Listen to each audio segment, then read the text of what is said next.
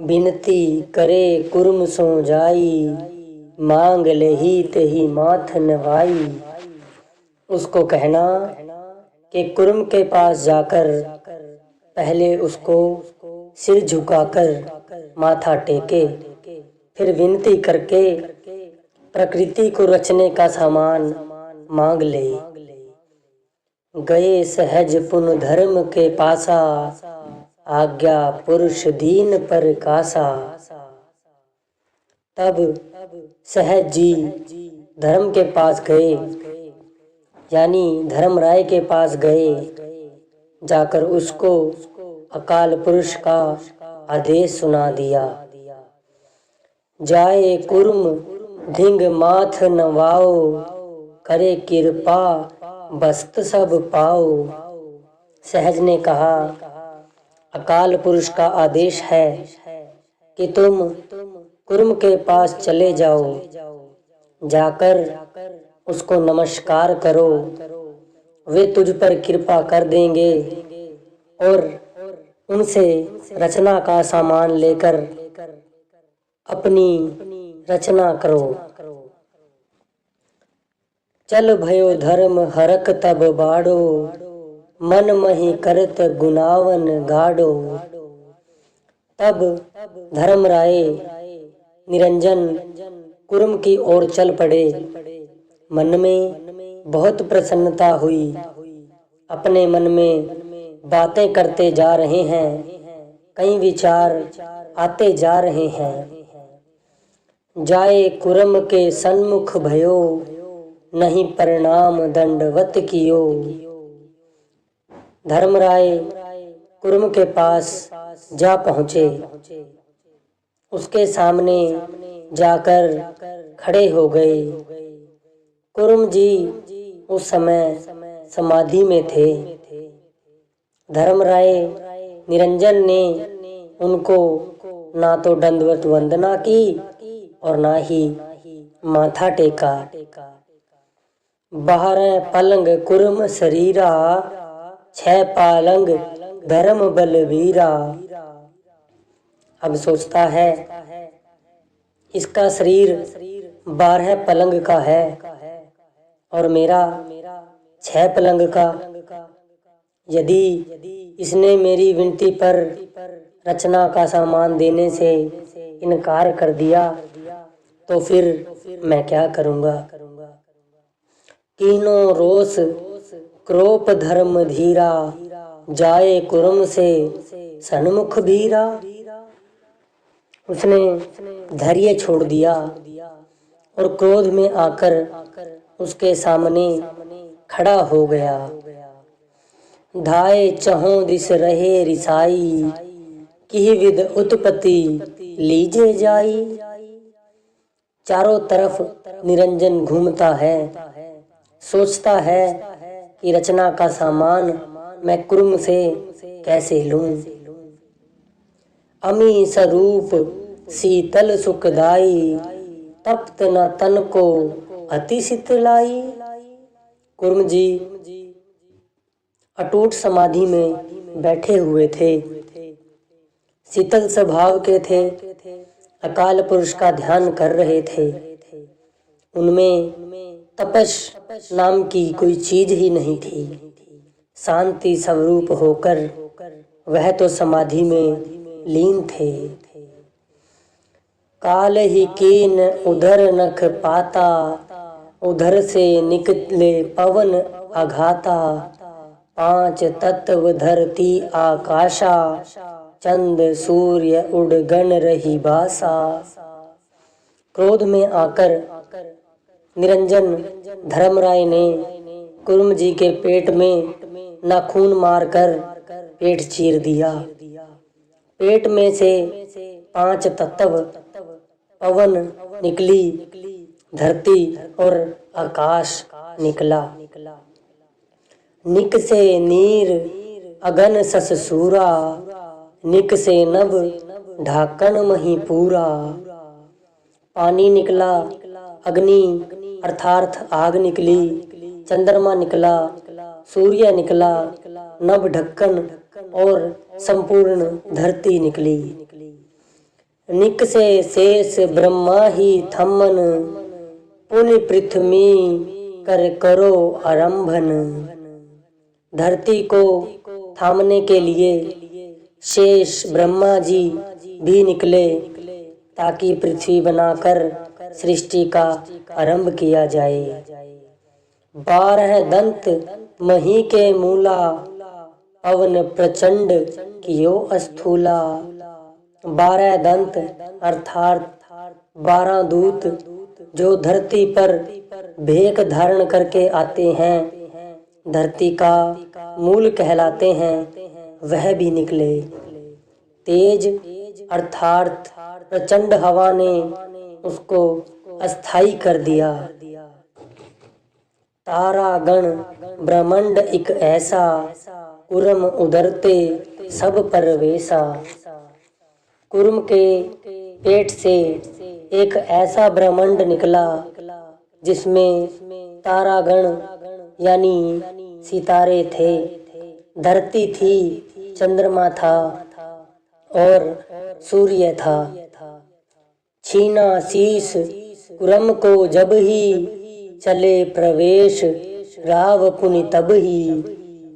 जिस समय निरंजन धर्मराय ने कुर्म जी पर आक्रमण किया, पेट चीरकर सब कुछ छीन लिया, उस समय वे उसको राव अथवा राजा कहा जाने लगा, जैसे प्रसेव राव, धर्मराय या निरंजन राजा आदि।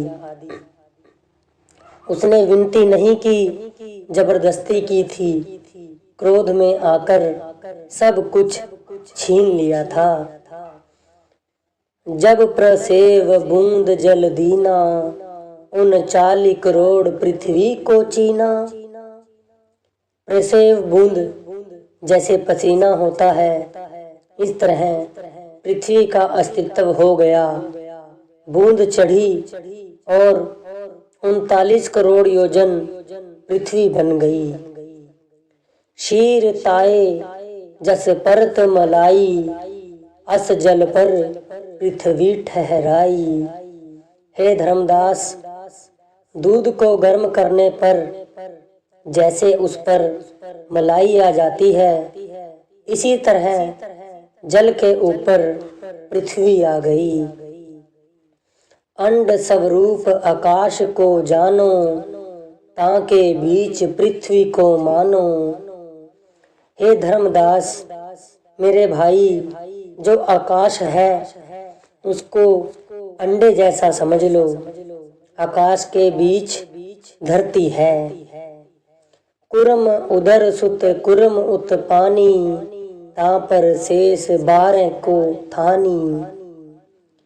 कुर्म के पेट में से जो निकले हैं, कुर्म के पुत्र समझो।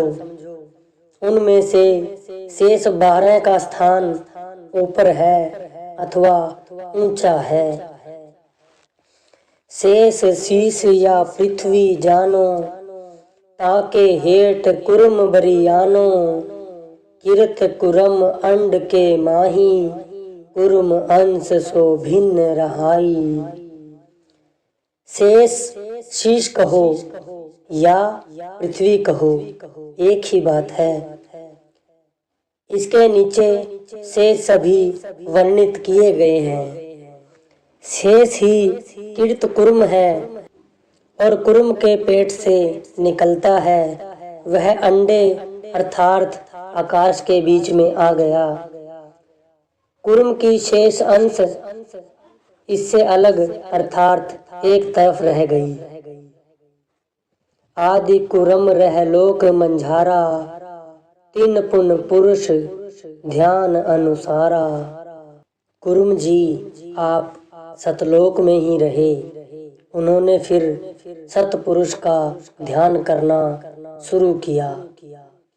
निराकार की नो बुराई, काल कला धरी सो पही आई। ध्यान में कुर्म जी ने अकाल पुरुष के चरणों में बेनती की, हे महाराज, निरंजन अर्थात काल ने मेरे साथ बुरा किया, उसने चतुराई करके मेरे साथ अन्याय किया है। उदर विदार कीनो उन मोरा, आज्ञा जान कीनो कछु थोरा।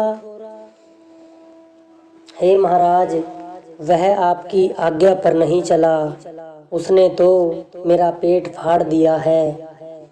पेट फाड़ कर सभी वस्तुएं निकाल कर ले गया। उसने मेरे साथ जबरदस्ती की है। मैं आप जी के ध्यान में बैठा हुआ था जब उसने यह काम किया है। पुरुष आवाज उठी तिहि बारा, छोट बंधु वह अहि तुम्हारा।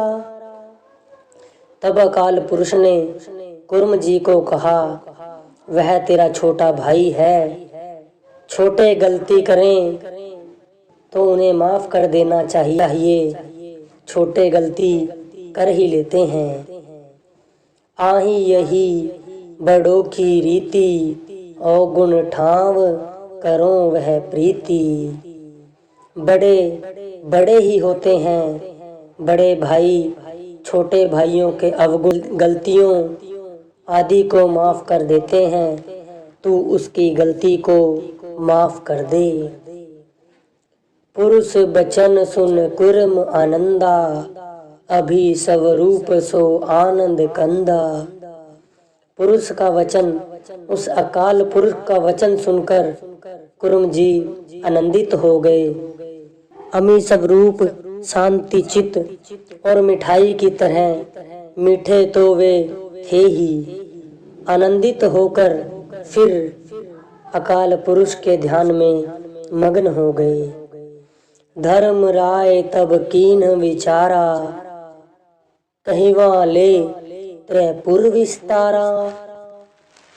धर्म राय यानी काल निरंजन सोचता है, त्रिपुर भाव अर्थात त्रिलोकी अर्थात तीनों लोकों का विस्तार तो हो गया।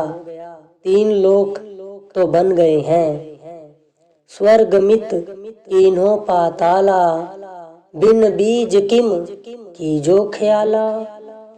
आकाश में स्वर्ग लोक, बीच में मृत्यु लोक यानी धरती और नीचे पाताल लोक बन गए। परंतु इनमें रौनक नहीं थी, ये बिना रौनक के थे। जीवों के साथ रौनक होती है। सभी वीरान और सूने पड़े हुए थे। मैं राजा कैसा हुआ यदि प्रजा ही नहीं।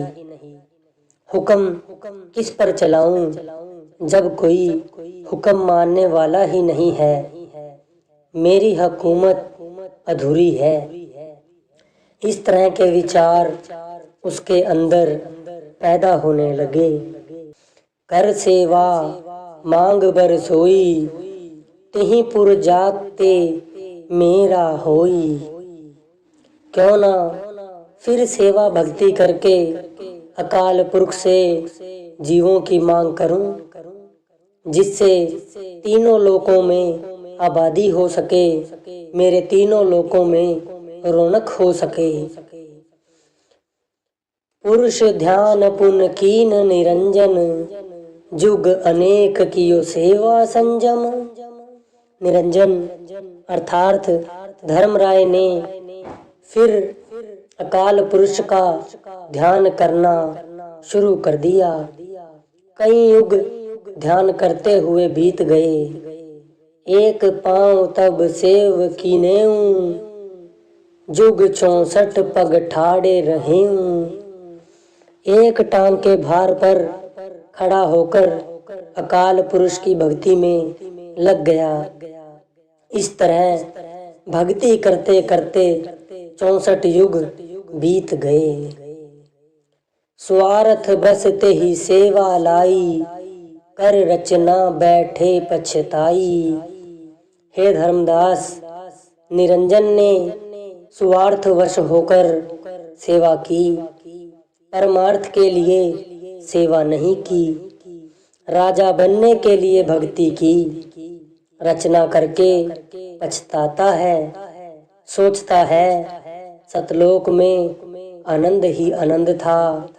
मैंने यहाँ आकर क्या कमाया है, कौन भांति अब करूं उपाय, किहि विध रचूं शरीर बनाई।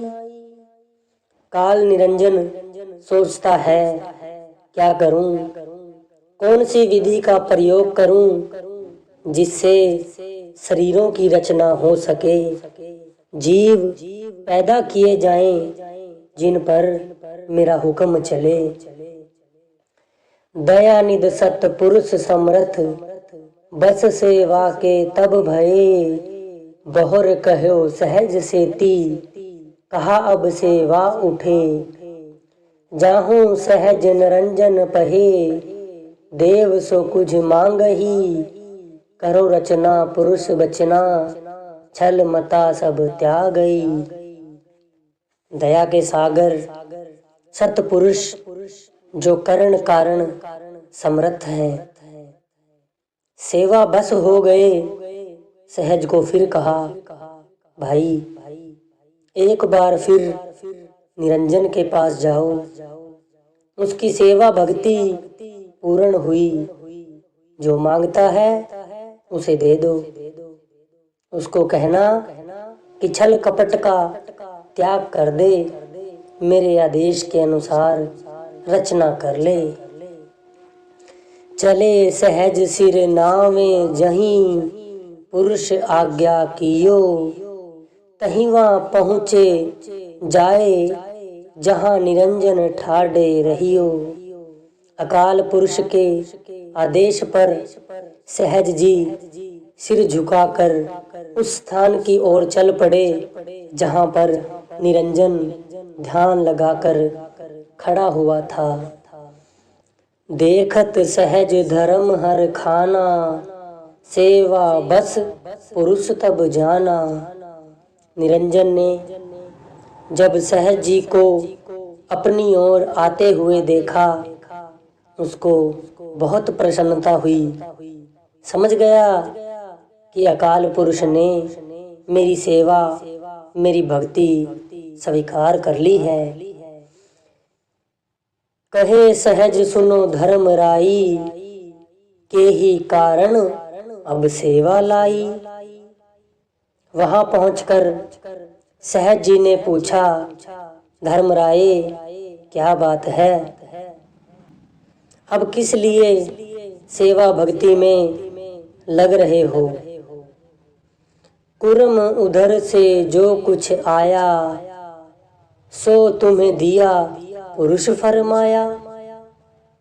अकाल पुरुष ने कहा है कि जो कुछ कुर्म के पेट से निकला है वह तुम्हें दे दिया। तीनों लोक राज तोहे दीना, रचना रचो हो जन भीना। तुम्हें त्रिलोकी का राज्य दे दिया, जाकर रचना करो और अपना काम चलाओ। तबे निरंजन बिनती लाई, कैसे रचना रचूं बनाई। तब निरंजन ने हाथ जोड़कर विनती की, भाई साहेब मैं रचना किस प्रकार करूं। पुरुष सो कहो जो रीजुग पानी, मैं सेवक दुनिया नहीं जानी।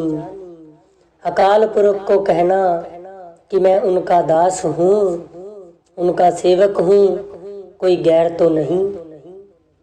कई युग हो गए हैं मुझे, मैं उनका ध्यान कर रहा हूँ। पुरुषियों विनती करो हमारा, दीजे खेत बीज निज सारा।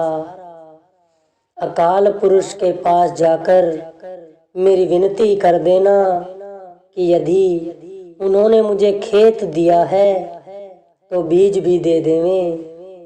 बीज के बगैर मैं रचना कैसे करूं।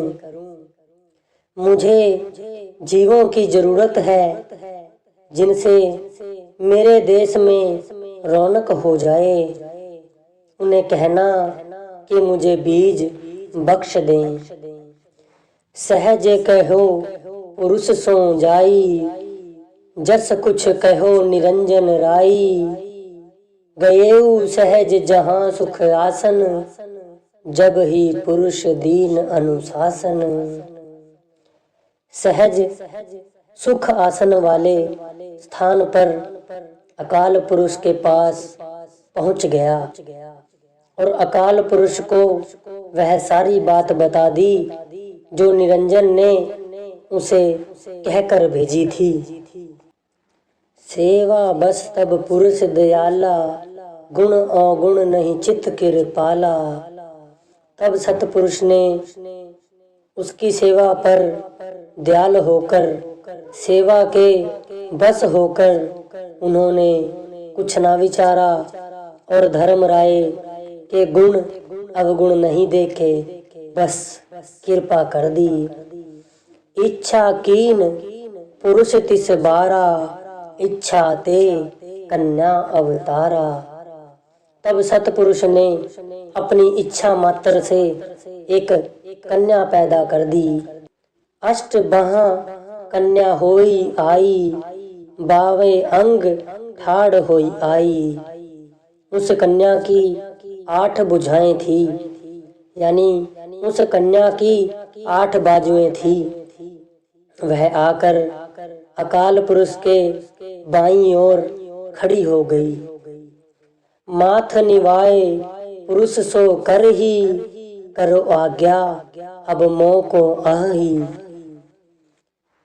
वह अष्टांगी 8 भुजाओं वाली कन्या ने सतपुरुष के चरणों में सिर झुकाकर माथा टेका और विनम्रता पूर्वक कहा, पिताजी बताइए क्या हुक्म है।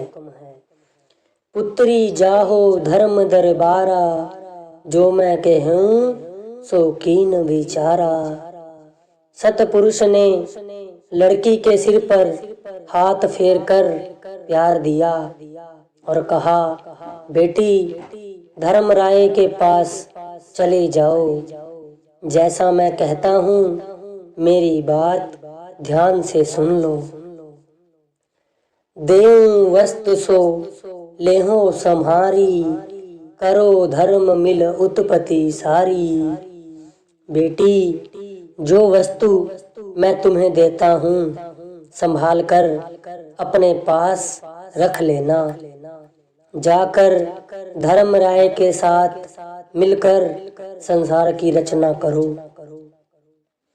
जो कुछ वह कहे उसका आदेश अपने सिर माथे पर रखना। दीनों अंश जीव पुन सोई, सोहंग नाम जीव को होई।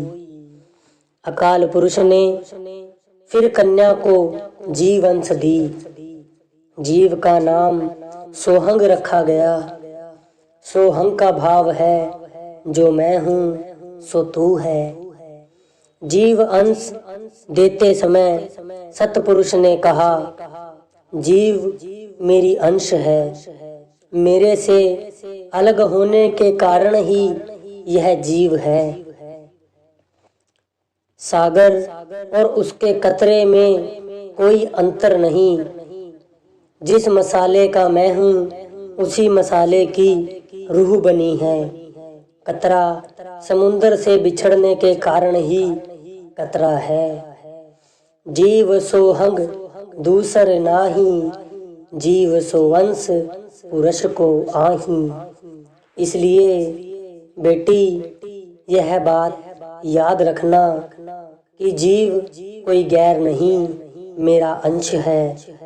जीव मुझसे बिछड़ने के कारण ही जीव है। जब फिर मुझ में आकर मिल जाएगा मेरा रूप हो जाएगा। बूंद समुद्र में मिलकर समुद्र हो जाएगी। शक्ति 3 वर उत्पानी, उल्लंघन चेतन अभया जानी।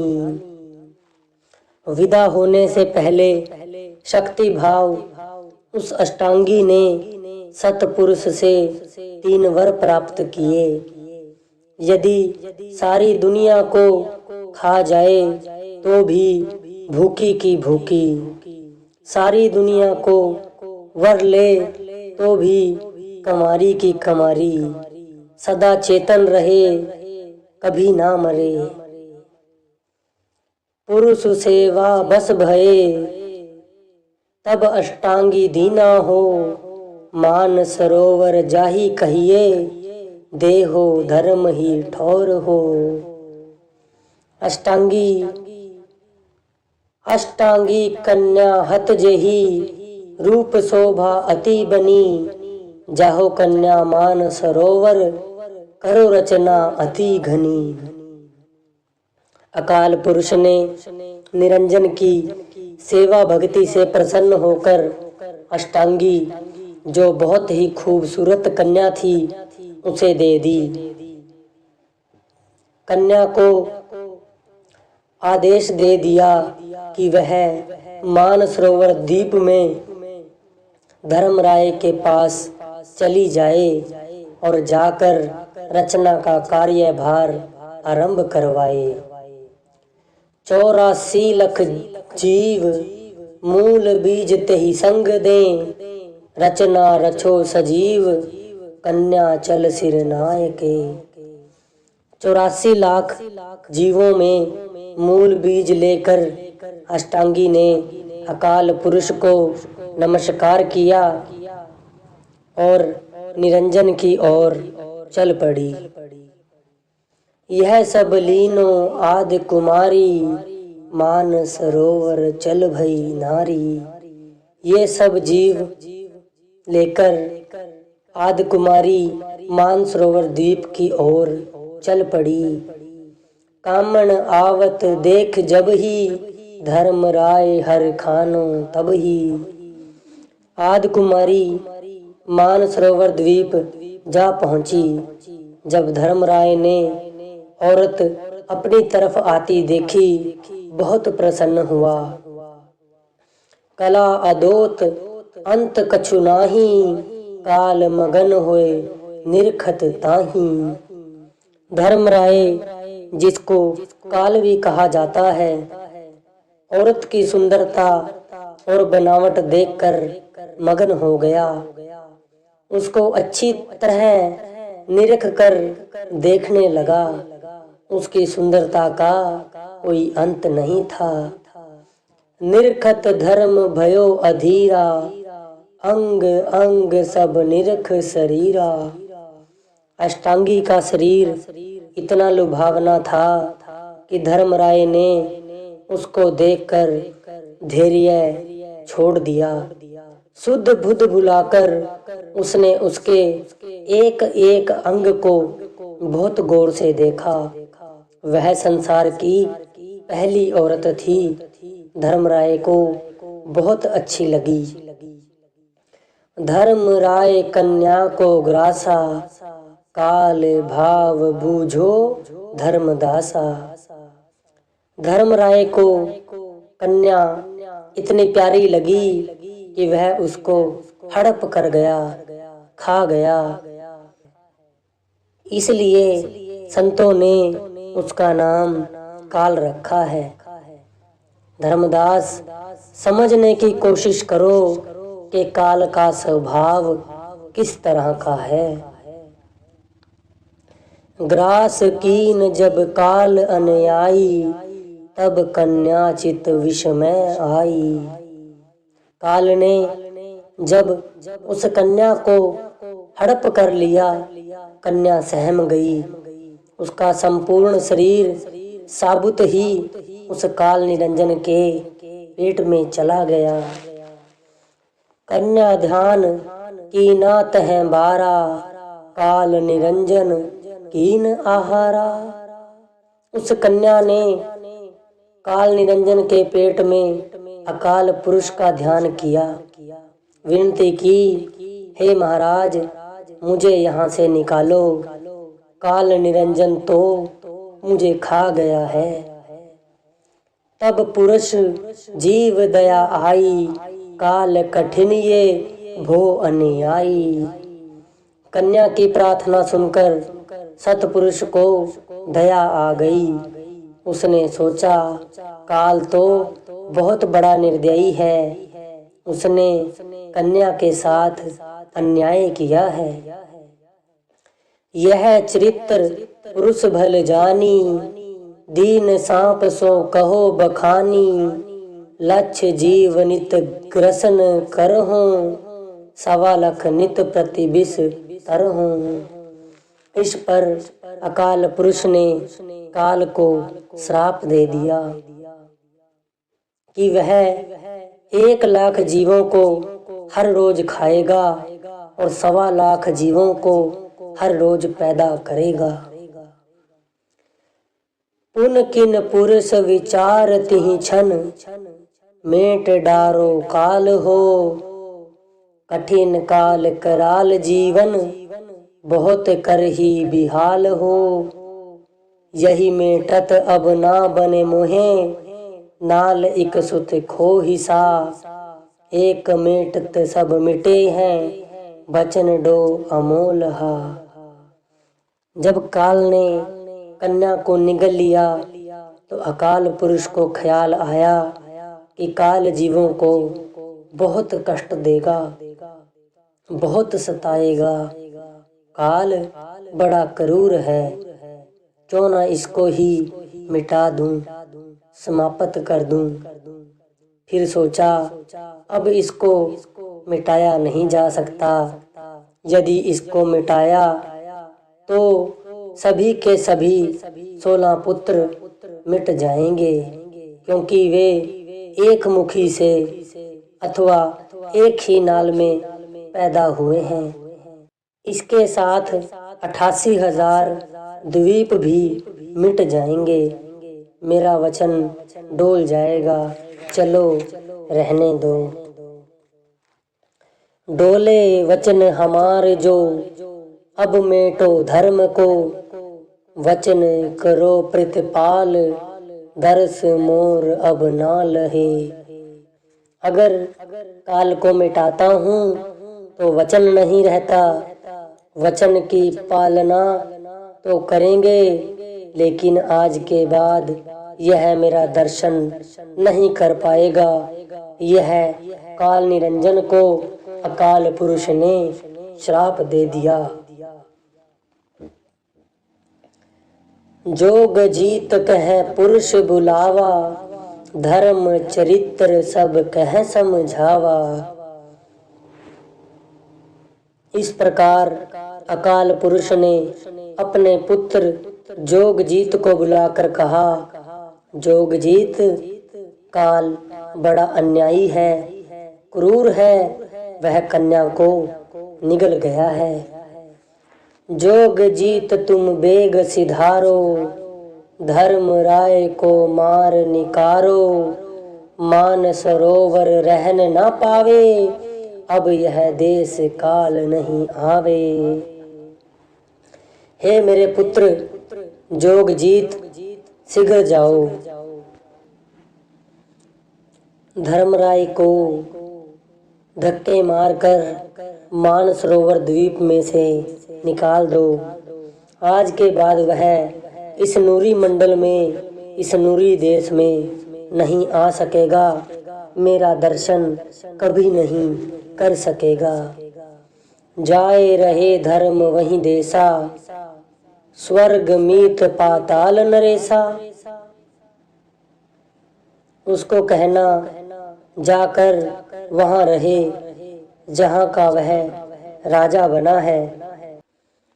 धर्मराय को कहना कि त्रिलोकी, स्वर्ग, मृत्युलोक और पाताल वहीं पर जाकर अपना वास करे। धर्म के उधर माही है नारी, सो कहिए निज शब्द सम्हारी। कन्या जो कि धर्मराज के पेट में है, उसको कहा कि शब्द का जाप करे और शब्द की शरण ले। उदड़ फार कर बाहर आवे, कुर्म बेदार काल फल पावे। उसको कहना कि धर्मराय का पेट नाखूनों के द्वारा चीर दे और बाहर आ जाए। धर्मराय ने भी कुर्म का पेट फाड़ा था। इस तरह अपने आप ही वह अपने किए हुए कर्मों का फल पाएगा। धर्म राय सो कहियो समोई, वही नार फिर तुमरी होई। धर्म राय को समझा देना कि वह नारी हम उसे ही सौंप देते हैं, वह उसकी पत्नी है। दोनों मिलकर रचना पैदा करें अथवा अपनी खलकत पैदा करें। जोग जीत चले भयो सिर नाई, मान सरोवर पहुँचे आई। जोग जीत ने अकाल पुरुष को सिर झुकाकर नमस्कार की और वहां से चल पड़े, मान सरोवर में जा पहुँचे। जोग जीत को देखा जब ही, अति भयो काल भयंकर तब ही। जब निरंजन ने जोग जीत को अपनी तरफ आते देखा, लोहा लखा हो गया, आंखें लाल हो गई, क्रोध में आ गया और क्रोध में आकर उससे मिला। पूछो धर्म कहो कसुँ आई, कौन काज तुम यहाँ सिधाई। धर्मराय ने पूछा, यहाँ क्या लेने आए हो, तुम्हारा यहाँ क्या काम है। जोग जीत अस कहे पुकारी, आहे धर्म तुम ग्रासी नारी। जोग जीत ने आगे से कहा, धर्मराय तू उस कन्या को निगल गया है। आज्ञा पुरुष दीन यह मोही, इहि ते मार निकारूं तो ही। सतपुरुष ने मुझे आदेश दिया है कि मैं तुझे धक्के मार कर इस मानसरोवर द्वीप से बाहर निकाल दूं। सुन के धर्म क्रोध उर जरेऊं, जोग जीत स्यों सन्मुख भिरेऊं। यह बात सुनकर धर्मराय को क्रोध आ गया। क्रोध से जलता हुआ वह जोग जीत के सामने आकर उससे भिड़ पड़ा। जोग जीत कन्या सो कहिया, नारी काहे उदर में रहिया। जोग जीत ने नारी को आवाज देकर कहा, तू पेट में क्यों रह रही है। उदर फार कर आवो बाहर, पुरुष तेज सुमरी तेह ठाहर। अकाल पुरुष का ध्यान करके उसके तेज प्रताप से धर्मराय का पेट फाड़कर बाहर आ जा। अस कही जोग जीत कियो ध्याना, पुरुष प्रभाव तेज उर आना। धर्मराय क्रोध में आकर जोग जीत से भिड़ पड़ा। जोग जीत ने मालिक का ध्यान किया, उसका तेज और बल लेकर धर्मराय को भुजा से अर्थात बाह से पकड़ लिया। गही भुजा फटकार दीनो, ते परेयूं लोक ते न्यारा हो। यम भयो त्रासत पुरुष डरते, बहुरी उठेऊं सम्हारा हो। पुनहि निकस कन्या उदर ताही, देख धर्म अति भरी। अब नहीं देश वह, करूं कवन विधि यही वापरी। वहां से पकड़कर जोग जीत ने धर्मराज को धक्का देकर मानसरोवर द्वीप से नीचे गिरा दिया। कन्या ने अपने नाखूनों से धर्मराज का पेट चीर कर वह बाहर आ गई। अकाल पुरुष से डरता डरता वह संभल कर उठा। दूसरी ओर कन्या धर्मराय से डरती हुई सहम कर एक तरफ सिकुड़ कर खड़ी हो गई। सोचती है, यह क्या बन गया, मैं कहाँ आ गई। हाय, अब मैं वह नूरी देश नहीं देख सकूंगी, अपने उस पिता के दर्शन नहीं कर सकूंगी। कन्या रही संताप त्रासत, काल के डर अधिक, रही सो शीस नवाए। आस पास चितवत खड़ी। वह काल के डर से कांपती हुई एक और सिकुड़ कर खड़ी हुई नजर आ रही थी। अब धर्मराय उसके पास जाकर खड़ा हो गया। कहे धर्म सुनो आदि कुमारी, कहा त्रास तुम कहो हमारी। धर्मराय कहने लगा, हे आदि कुमारी, तू अब मुझसे ना डर, मैं अब तुझे कुछ नहीं कहता। प्यार दिखाने लगा। पुरुष रचा तोहे हमरे काजा, इक मह होए करो उपराजा। अकाल पुरुष ने तुम्हें मेरे लिए ही बनाया है। हम दोनों ने मिलकर संसार की रचना करनी है। हम हैं पुरुष तुम हो नारी, अब मत करो तुम त्रास हमारी। मैं मर्द हूँ तू औरत है, मैं तेरा पति हूँ तू मेरी स्त्री है। अब तुझे मुझसे डरने की कोई आवश्यकता नहीं। कन्या कहे सुनो है ताता, ऐसी विध मत बोलो बाता। यह सुनकर कन्या ने कहा, हे तात, ऐसे वचन मत बोलो, ये आपको शोभा नहीं देते। अब मैं पुत्री भई तुम्हारी, जब ते लियो उदर में डारी। अब क्योंकि मैं आपके पेट से निकली हूँ, आप मेरे पिता हैं और मैं आपकी पुत्री हूँ। तुम तो अहो हमारे ताता, जेठ बंधु प्रथमई के नाता। प्रथम रिश्ते से आप मेरे बड़े भाई हो।